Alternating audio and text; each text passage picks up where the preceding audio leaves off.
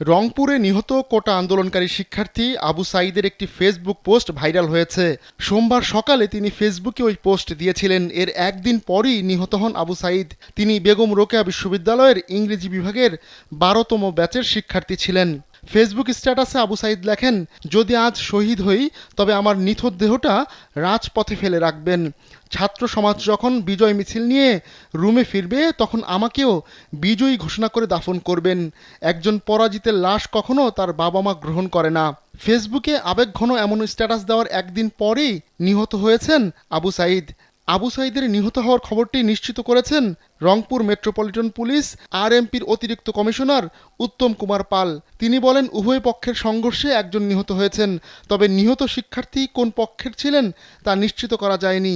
Sandalina so, রূপচর্চায় আভিজাত্য। এদিকে প্রত্যক্ষদর্শীরা জানিয়েছেন, মঙ্গলবার দুপুর ২টার দিকে রংপুর খামার মোড় থেকে শিক্ষার্থীরা বিশাল মিছিল নিয়ে বিশ্ববিদ্যালয়ের ১ নম্বর ফটকের সামনে যান।